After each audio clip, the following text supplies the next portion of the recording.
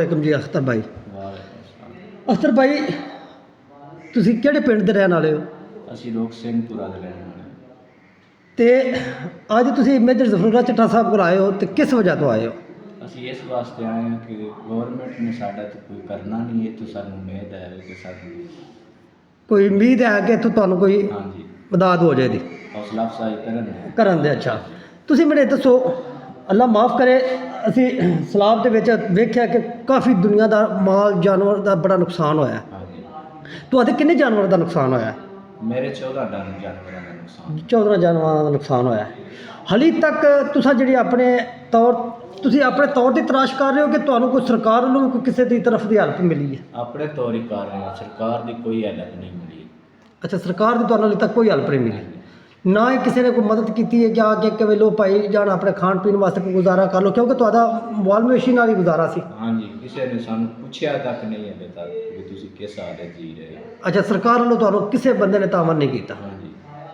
ਅੱਛਾ, ਮੈਨੂੰ ਇਹ ਦੱਸੋ, ਮੈਂ ਲੋਕਾਂ ਕੋਲ ਸੁਣਿਆ ਕਿ ਤੁਸੀਂ ਦਰਿਆ ਹੈਡ ਕਾਦਰਾਬਾਦ ਦੇ ਥੱਲੋਂ ਗੁਜ਼ਰ ਗਏ ਹੋ। ਹਾਂਜੀ ਬਿਲਕੁਲ, ਉਹ ਯਾਰ ਕੋ ਆਪਣਾ ਤਫਸੀਲ ਨਾਲ ਦੱਸੋ, ਇਹ ਸੱਚ ਹੈ ਬਿਲਕੁਲ। ਉਹ ਥੋੜਾ ਤਫਸੀਲ ਨਾਲ ਕਿ ਦੱਸੋ। ਮੈਂ ਆਪਣੇ ਡੰਗਰਾਂ ਦੇ ਮਗਰ ਉਹਨਾਂ ਨੂੰ ਪਾਰ ਲਾਉਣ ਵਾਸਤੇ ਬੜੀ ਕੋਸ਼ਿਸ਼ ਕੀਤੀ, ਉਹਨਾਂ ਦੇ ਮਗਰ ਠਿੱਲਿਆ ਸੀ, ਮਤਲਬ ਦਰਿਆ ਦੇ ਵਿੱਚ ਮਾਲ ਵੀ ਨਹੀਂ ਟਿੱਟਿਆ ਤੇ ਮੈਂ ਵੀ ਦਰਿਆ ਦੇ ਵਿੱਚ ਐਡ ਕਾਦਰਾਬਾਦ ਦੇ ਮੂੰਹ ਦੇ ਅੱਗੇ ਟੁਰ ਗਿਆ। ਉਹ ਫਿਰ ਤਾਕਾਂ ਦੇ ਥੱਲੇ ਲੱਗਿਆ, ਮੈਂ ਕਾਦਰਾਬਾਦ ਦੇ ਪਾਰਲੇ ਪਾਸੇ ਜਾ ਕੇ ਅੱਲਾਹ ਦੀ ਜ਼ਾਤ ਨੇ ਕਰਮ ਕੀਤਾ ਕਿ ਮੈਂ ਚੱਲ ਗਿਆ। ਅੱਛਾ, ਜਿਹੜੇ ਤੁਸੀਂ ਤਾਕਾਂ ਦੇ ਥੱਲੋਂ ਗੁਜ਼ਰੇ ਹੋ ਐਡ ਕਾਦਰਾਬਾਦ ਦੇ ਉਦੋਂ, ਉਸ ਵੇਲੇ ਤੁਸੀਂ ਕੀ ਮਹਿਸੂਸ ਕੀਤਾ ਕਿ ਅੱਜ ਜ਼ਿੰਦਗੀ ਦਾ ਆਖਰੀ ਦਿਨ? ਹਾਂਜੀ, ਜਿਸ ਟਾਈਮ ਮੈਂ ਤਾਕਾਂ ਦੇ ਅੱਗੇ ਗਿਆ ਮੈਂ ਉਸ ਟਾਈਮ ਮੈਂ ਕਲਮਾ ਪੜ੍ਹਿਆ ਤੇ ਮੈਂ ਕਿਹਾ ਚਲੋ ਬਚ ਗਏ ਤਾਂ ਠੀਕ, ਨਹੀਂ ਤਾਂ ਫਿਰ ਕਲਮਾ ਅੱਗੇ ਪੜ੍ਹ ਲਿਆ। ਇਹ ਵੇਖੋ, ਤੁਹਾਡੀ ਬੜੀ ਖੁਸ਼ਕਿਸਮਤੀ ਹੈ, ਤੁਸੀਂ ਐਡ ਕਾਦਰਾਬਾਦ ਦੇ ਤਾਕਾਂ ਦੇ ਥੱਲੋਂ ਗੁਜ਼ਰ ਕੇ ਅੱਜ ਸਾਡੇ ਸਾਹਮਣੇ ਬੈਠੇ ਹੋ। ਅਸੀਂ ਤੁਹਾਡੇ ਵਾਸਤੇ ਦੁਆਗੋ ਵੀ ਹਾਂ।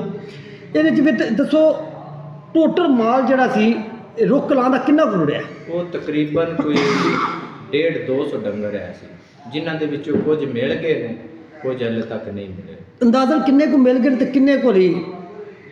ਤਕਰੀਬਨ ਅੱਧੇ ਕੁ ਮਿਲ ਗਏ, ਯਾਨੀ ਕਿ 100 ਡੰਗਰ ਮਿਲ ਗਿਆ ਤੇ 100 ਡੰਗਰ ਨਹੀਂ ਮਿਲਿਆ। ਬਿਲਕੁਲ। ਤੇ ਤੁਹਾਡਾ ਤਾਂ ਇੱਕ ਜਾਨਵਰ ਵੀ ਨਹੀਂ ਮਿਲਿਆ? ਹਾਂ, ਮੇਰਾ ਇੱਕ ਮਿਲਿਆ ਬਸ। ਇੱਕ ਜਾਨਵਰ ਤੁਹਾਡਾ ਮਿਲਿਆ।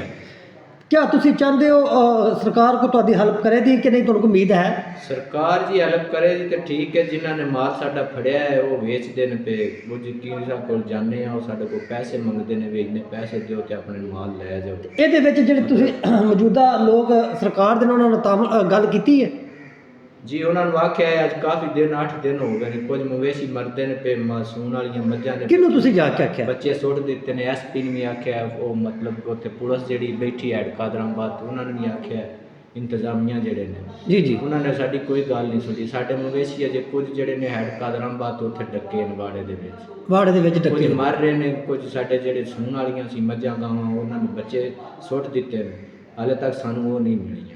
ਰੋਜ਼ ਆਉਂਦੇ ਨੇ, ਅੱਜ ਦਿੰਨੇ ਆ, ਅੱਜ ਦਿੰਨੇ ਆ, ਅੱਜ ਦਿੰਨੇ। ਉਹ ਭੁੱਖੇ ਉੱਥੇ ਬੱਚੇ, ਕੁਝ ਪਾਣੀ ਤੇ ਮਰੇ ਸਨ। ਅੱਛਾ, ਮੈਂ ਸੁਣਿਆ ਤੁਹਾਡੀ ਜ਼ਮੀਨ ਤੇ 2014 ਦੇ ਫਲੱਡ 'ਚ ਰੁੜ ਗਈ ਸੀ ਤੁਸੀਂ? ਜੀ, ਉਹ ਜ਼ਮੀਨ ਤੇ ਉਦੋਂ ਦੀ ਰੁੜ ਗਈ, ਉਸ ਤੋਂ ਪਿੱਛੇ ਤੇ ਸਾਡਾ ਗੁਜ਼ਾਰਾ ਸਿਰਫ ਮਾਲ ਤੇ ਸੀ। ਅੱਛਾ, ਤੇ ਤੁਸੀਂ ਮਾਲ ਸਾਰਾ ਦਿਨ ਰਾਤ ਬੇਲੇ 'ਚ ਹੀ ਗੁਜ਼ਾਰਦੇ ਹੋ? ਹਾਂਜੀ, ਅਸੀਂ ਦਿਨ ਰਾਤ ਬੇਲੇ 'ਚ ਗੁਜ਼ਾਰਦੇ ਹਾਂ।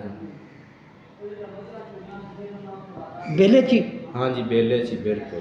ਅੱਛਾ, ਇਹ ਕਿਸ ਤਰੀਕੇ ਨਾਲ ਤੁਸੀਂ ਮੈਨੇਜ ਕਰਦੇ ਹੋ ਕਿ ਬੇਲੇ ਦੇ ਵਿੱਚ ਦਿਨ ਰਾਤ ਗੁਜ਼ਾਰ ਕੇ ਜਾਨਵਰਾਂ ਨੂੰ ਰੱਖੋ? ਮਤਲਬ ਸਾਡੇ ਉੱਥੇ ਰਹਿਸ਼ਾਂ ਸਾਂ ਬਣਾਈਆਂ ਸੀ, ਮਤਲਬ ਕੁਝ ਕੱਖਾਂ ਦੀਆਂ, ਕੋਈ ਮਤਲਬ ਇੱਟਾਂ ਸ਼ੀਟਾਂ ਪੂਰਾ ਪਰ ਛੋਟੇ ਛੋਟੇ ਕਮਰੇ ਆਪਣੇ ਮਤਲਬ ਬਚਾਅ ਤੇ ਬਾਰਿਸ਼ ਬੂਰਿਸ਼ ਤੋਂ ਉਹ ਅਸਾਂ ਬਣਾਏ ਸੀ। ਮਵੇਸ਼ੀ ਫਿਰ ਉੱਥੇ ਹੀ ਰਹਿੰਦੇ ਸੀ। ਸਰਦੀਆਂ ਦਾ 1-2 ਮਹੀਨਾ ਜੇ ਜਿੱਦਾਂ ਕੋਈ ਨਹੀਂ ਸੀ ਹੈ ਟਿਕਾਣਾ, ਉਹ ਵਾਪਸ ਆਉਂਦਾ ਸੀ, ਬਾਕੀ ਸਭ ਲੋਕ ਉੱਥੇ ਹੀ ਰਹਿੰਦੇ ਸੀ। ਇਹ ਤੁਹਾਡੇ ਸਾਰੇ ਬਹਿ ਗਏ ਨੇ ਜੀ? ਇਹ ਸਾਰਾ ਕੁਝ ਹਰ ਸ਼ੈ ਤਬਾਹ ਬਰਬਾਦ? ਹਾਂਜੀ, ਸਭ ਕੁਝ ਬਰਬਾਦ ਹੋ ਗਿਆ, ਕੋਈ ਸ਼ੈ ਨਹੀਂ ਬਚੀ। ਇਹ ਮਵੇਸ਼ੀ ਵੀ ਅਸਾਂ ਥੱਲਿਓਂ ਲੱਭ ਕੇ ਲਿਆਉਂਦੇ ਨੇ, ਕਿਸੇ ਕੋਈ ਅੱਛੇ ਇਨਸਾਨ ਐਸਣ ਵਿੱਚ ਜਿਨ੍ਹਾਂ ਨੇ ਸਾਡੇ ਨਾਲ ਤਾਮਨ ਕੀਤਾ। ਕੁਝ ਜਿਹੜੇ ਨੇ ਉਹਨਾਂ ਨੇ ਦੇ ਦਿੱਤੇ ਨੇ, ਕੁਝ ਜਿਹੜੇ ਨੇ ਉਹ ਨਹੀਂ ਦੇ ਰਹੇ, ਪਤਾ ਨਹੀਂ ਵੇਚ ਕੇ ਖਾ ਦਿੱਤੇ ਨੇ ਜਾਂ ਕਿੱਧਰ ਕੀਤੇ ਨਹੀਂ। ਤੇ ਸਰਕਾਰ ਤੇ ਕਿਉਂ ਨਹੀਂ ਤੁਹਾਡੇ ਨਾਲ ਤਾਮਨ ਕਰ ਰਹੀ? ਇਹ ਜੀ ਸਰਕਾਰ ਦਾ ਹੋਣਾ, ਉਹ ਸਰਕਾਰ ਨੂੰ ਪਤਾ ਹੋਵੇ। ਸਰਕਾਰ ਜੇ ਐਡਾ ਤਾਮਨ ਕਰਨ ਵਾਲੀ ਹੁੰਦੀ ਤੇ ਸਾਡੇ ਸਲਾਬ ਨਾਲ ਅੱਗੇ 'ਚ ਥੋੜ੍ਹਾ ਥੋੜ੍ਹਾ ਪਾਣੀ ਛਡਾਉਂਦੇ ਰਹੇ, ਹੁਣ ਵੀ ਛਡਾਉਂਦੇ ਰਹਿੰਦੇ। ਯਕਦਮ ਸਲਾਬ ਮਰਦੇ ਅਸੀਂ ਗਏ, ਉਹਨਾਂ ਨੂੰ ਕੀ ਲੱਗੇ ਇਸ ਗੱਲ ਦਾ? ਅੱਛਾ, ਅੱਲਾਹ ਪਾਕ ਜੀ, ਅਸੀਂ ਦੁਆ ਕਰਨੇ ਅੱਲਾਹ ਤਾਲਾ ਤੁਹਾਡੇ ਜਾਨਵਰਾਂ ਨੂੰ ਮਹਿਫੂਜ਼ ਰੱਖੇ। ਅਗਰ ਅੱਲਾਹ ਤਾਲਾ ਤੁਸੀਂ ਤਲਾਸ਼ ਕਰ ਰਹੇ ਹੋ, ਅੱਲਾਹ ਤਾਲਾ ਤੁਹਾਡੇ ਜਾਨਵਰਾਂ ਨੂੰ। ਹਾਂਜੀ, ਕਿੰਨੀ ਬਰਬਾਦੀ ਹੋਈ। ਮਵੇਸ਼ੀ ਮਰ ਗਏ ਨੇ ਬੇਤਾਸ਼ਾ, ਇੰਨੀਆਂ ਜਾਨਾਂ ਇਹਨਾਂ ਨੇ ਬਰਬਾਦ ਕਰਾਈਆਂ ਨੇ। ਪਹਿਲੇ ਵੀ ਤੇ 2-2 4-4 5-5 ਲੱਖ ਕਰਕੇ ਪਾਣੀ ਛੱਡਦੇ ਰਹੇ ਨੇ।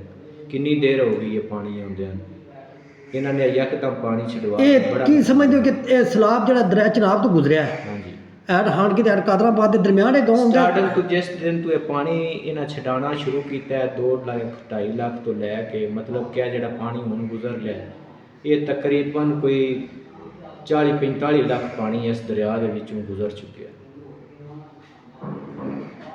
ਸਹੀ ਹੈ, ਯਾਨੀ ਕਿ 27 ਤਰੀਕ ਤੋਂ ਲੱਗ ਮਤਲਬ ਕੇ ਕਿ 2 ਲੱਖ 3 ਲੱਖ 4 ਲੱਖ ਇਹਦੇ ਵਿੱਚ ਪਾਣੀ ਛੱਡਦੇ ਰਹੇ ਨੇ। ਸਾਡਾ ਨਹੀਂ, ਇਹ ਤੇ ਬੜਾ ਰੇਲਾ ਆਇਆ ਨਾ, ਇਹ ਤੇ 10 ਲੱਖ 85,000 ਕਿਊਸਕ ਪਾਣੀ ਗੁਜ਼ਰਿਆ ਇੱਥੋਂ ਐਡ ਹਾਨਕੀ ਤੋਂ ਤੇ ਕਾਦਰਾਬਾਦ ਇਹ ਤੋਂ ਤਕਰੀਬਨ 11 ਲੱਖ ਚੀਸਕ ਜਿਹੜਾ ਨਾ ਪਾਣੀ ਗੁਜ਼ਰਿਆ। ਇਹਦੇ ਵਿੱਚ ਸਾਡਾ ਬਹੁਤ ਜ਼ਿਆਦਾ ਨੁਕਸਾਨ। ਅੱਛਾ, ਤੇ ਸਾਨੂੰ ਇਹ ਵੀ ਪਤਾ ਲੱਗਾ ਸੀ ਕਿ ਤੁਹਾਡੇ ਜਿਹੜੇ ਨਜ਼ਦੀਕ ਗਾਉਂ ਹੈ 12 ਦਰੀ, ਹਾਂਜੀ, ਉੱਥੋਂ ਕਿਆ ਤੁਹਾਡਾ ਬੰਨ ਟੁੱਟ ਗਿਆ ਸੀ? ਇਹ ਭਾਈਜਾਨ ਹਾਂਜੀ ਬੰਨ ਟੁੱਟ ਗਿਆ ਸੀ ਤੇ ਦਰਿਆ ਦੀਆਂ ਦੋਵੇਂ ਸਾਈਡਾਂ ਜਿਹੜੀਆਂ ਨੇ ਉਹਨਾਂ ਲੋਕਾਂ ਦਾ ਬੜਾ ਹੀ ਨੁਕਸਾਨ ਹੋਇਆ। ਤੇ ਉਹਨਾਂ ਆਪਣੀ ਮਦਦ ਆਪ ਤਹਿਤ ਬੰਦ ਕੀਤਾ ਸੀ ਕਿ ਕੁਝ ਰੈਕਸੀ ਹੋਇਆ ਸੀ? ਇਸ ਚੀਜ਼ ਦਾ ਮੈਨੂੰ ਪੂਰਾ ਇਲਮ ਨਹੀਂ, ਲੇਕਿਨ ਮਸ਼ੀਨਰੀ ਨਾਲ ਹੀ ਬੰਦ ਹੋਇਆ ਕਿ ਇਨਸਾਨ ਤੇ ਬੰਦ ਇਤਨਾ ਕਰ ਹੀ ਨਹੀਂ ਸੀ ਸਕਦਾ। ਸਹੀ ਹੈ ਜੀ, ਤੇ ਤੁਸੀਂ ਕੀ ਉਮੀਦ ਰੱਖਦੇ ਹੋ ਕਿ ਤੁਹਾਡੇ ਨਾਲ ਕੋਈ ਸਰਕਾਰ ਤਾਮਣ ਕਰੇ? कोशिश तो यही है जो कर देते हैं तो ठीक है, नहीं तो फिर अल्लाह का आसरा तो है ही है। जी देखिए, ये एक रुकलान से भाई हैं, इनके सारे जानवर बह चुके हैं और इनके तमाम तर जो ज़रूरियात ज़िंदगी की गुजारने की थी वो माल मवेशी थे। तो इस वक्त ये परेशान कुन हालत में है। तो सरकार को चाहिए कि ऐसे लोगों को गाँव जाकर विज़िट करे अपने तो जाकर इन लोगों की हेल्प करे, क्योंकि ये लोग अभी इस काबिल नहीं रहे कि अपने घर का निज़ाम चला सकें। तो सरकार से गुजारिश है कि ये अख्तर भाई रुकलान से तलक रखते हैं, इनके लिए जो हो सके मुमकिन मदद फौरी तौर पर की जाए ताकि वो अपने घर का निज़ाम चला सके। इसी के साथ हम इजाज़त चाहते हैं। अल्लाह हाफ़िज़।